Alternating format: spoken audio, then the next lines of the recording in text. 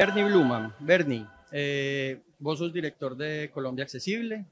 A los 30 años te cambió la vida, pero lejos de verlo como una desgracia, como tal vez muchos podríamos haberlo hecho, decidiste darle una mirada de oportunidad y de cambio.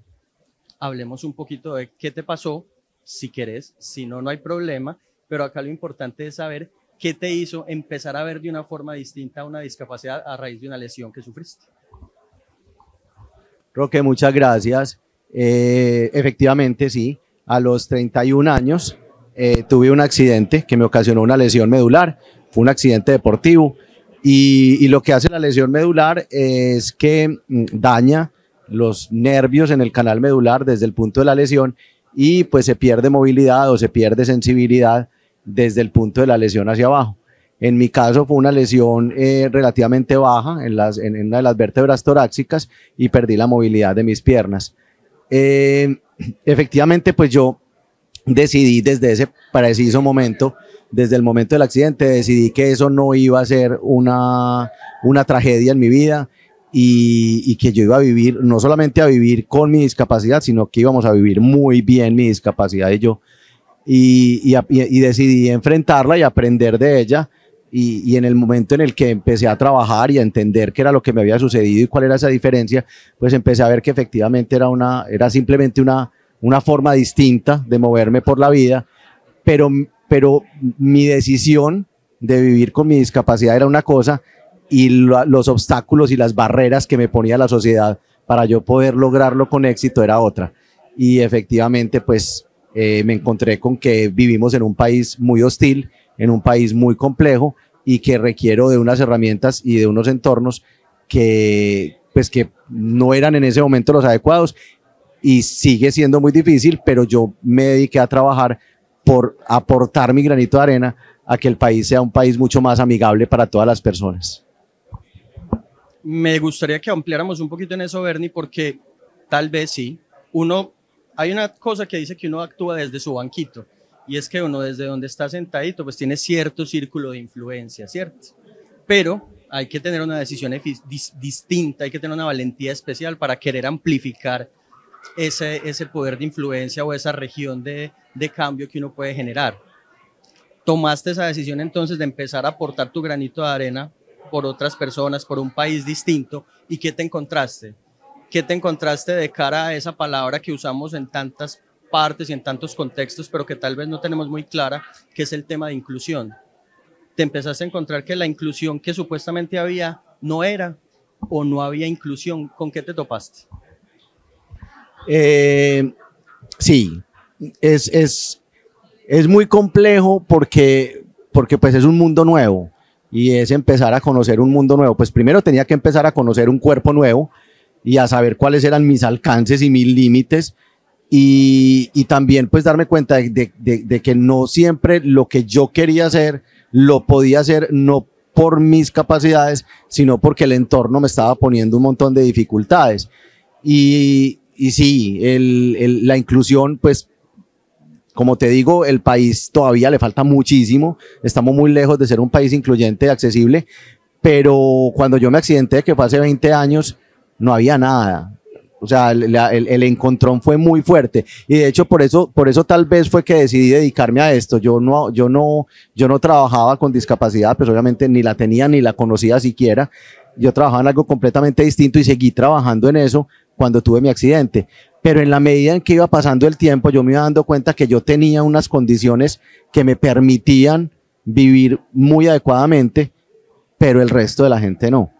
O sea, yo adapté mi carro, a mí me adaptaron la oficina casi que a los 10 minutos, adapté mi casa, o sea, yo realmente tenía las cosas muy acomodadas para mi nueva situación, pero empecé a ver que la gente en general no, y que Colombia no permitía hacer un montón de cosas a las personas que vivían una discapacidad, y ahí fue cuando yo dije, pues, yo creo que yo puedo hacer algo, yo creo que yo puedo generar ese cambio, no solamente, como decís que es muy claro, no solamente en mi entorno, claro, me arreglaron mi casa, me arreglaron mi oficina, me arreglaron mi carro, pero ¿y entonces cómo hacemos para los demás?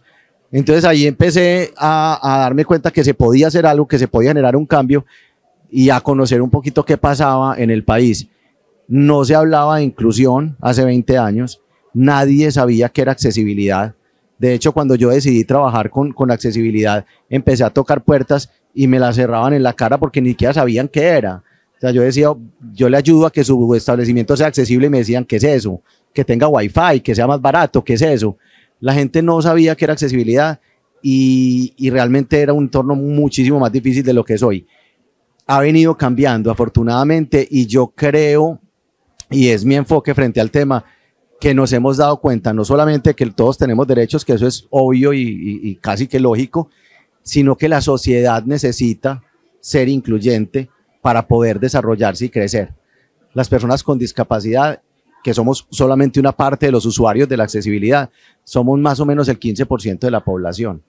Si una sociedad no es incluyente, no es accesible, no trabaja para que todos tengamos las mismas posibilidades, tiene un 15% menos de la población estudiando, trabajando, consumiendo, aportando, pagando impuestos. O sea, realmente la sociedad necesita ser más incluyente que lo que necesitamos nosotros que la sociedad sea.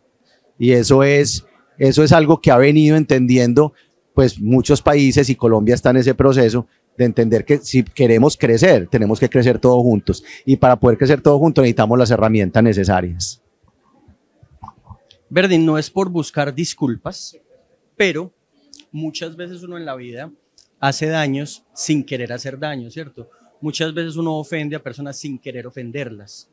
Yo quisiera que habláramos un poquito de esas acciones o escenarios en los que uno, a veces tal vez con la intención de ser incluyente, termina siendo excluyente. O cómo a veces somos excluyentes por ignorancia sin darnos cuenta, para que empecemos a tener como un ejercicio de conciencia distinto de que hay detallitos que tenemos que estar pendientes para que esto de verdad mejore. Yo te voy a responder a esa pregunta con un análisis muy interesante de cómo nosotros como seres humanos vemos la diferencia y en este caso específico la discapacidad. Nosotros, en la forma en la que nos han enseñado a ver la discapacidad, nos han enseñado a verla con miedo. A nosotros nos dicen que la discapacidad es terrible y por eso le tenemos mucho miedo. Entonces a vos te dicen que toques madera, que no te sentes en una silla de ruedas porque podés usar una después, que si tenés una discapacidad, Dios no lo quiera y mira uno al cielo, que eso es lo peor de la vida, y vos creces en una sociedad que le tiene miedo a la discapacidad. Y el miedo te lleva a una de las formas discriminatorias más complejas que existe, que es el pesar. Cuando vos sentís pesar por una persona, ya la estás discriminando, porque vos estás sintiéndote de alguna manera más que esa persona en algún aspecto. Y cuando vos te sentís más capaz, con más posibilidades, cuando vos te sentís más que alguien, ya en ese momento estás siendo discriminatorio.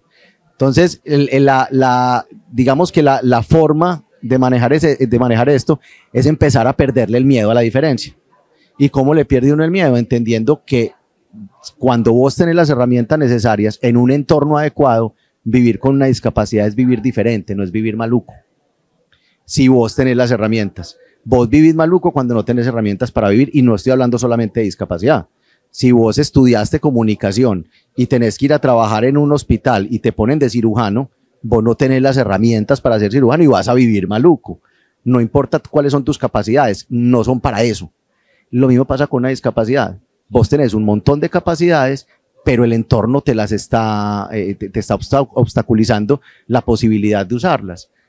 Entonces, cuando tenés las herramientas y tenés el entorno y ya estás como cualquier otra persona, tenés las mismas oportunidades, las mismas posibilidades, y cuando vos entendés eso, perdés el miedo a la discapacidad. Porque sabes que vos podrías tener una discapacidad y vivir muy bien con ella, si te entregan las herramientas. En ese momento que perdés el miedo, perdés el pesar. Y cuando perdés el pesar, la comunicación es de igual a igual. Y en ese momento dejas de discriminar. Por eso caemos en cosas, por ejemplo, volviendo otra vez a la pregunta inicial, por ejemplo, llega una persona con discapacidad y vos la ves haciendo una actividad X que es obvio que puede hacer, pero inmediatamente te volcás a ayudarle. Cuando vos vas a ayudar a alguien sin ni siquiera preguntarle, sin ni siquiera revisar si la actividad que está haciendo realmente requiere ayuda, en ese momento estás discriminando. Y vos lo estás haciendo de querido. O sea, no estás queriendo discriminar, pero lo estás haciendo porque estás asumiendo que para esa actividad esa persona no es capaz, sin ni siquiera haber analizado si lo que está haciendo necesita o no ayuda. Esa es una de las formas de discriminación más sutiles y más complejas.